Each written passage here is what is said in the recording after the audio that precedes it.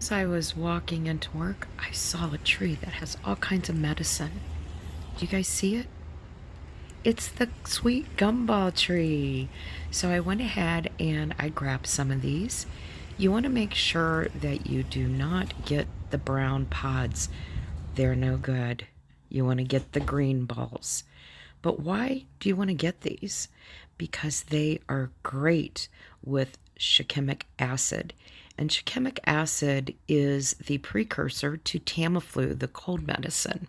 The entire tree, the root, the barks, the seed, the pods themselves are all health medically beneficial. So I grabbed some of these. I took them home. You have to break them open. So I hammered them open. We're going to make a tincture out of this so that we have cough and flu medicine when the season begins. And it's just around the corner, friends. So I have this in a pint jar. I'm going to make my ratio a little bit stronger than normal. I do know that some of this alcohol may be absorbed, so I may have to reopen it, add more alcohol, 100 proof, 50% water, 50% ethanol. It's going to sit for 6 weeks. We have the press and seal so that we don't get any corrosion under the lid.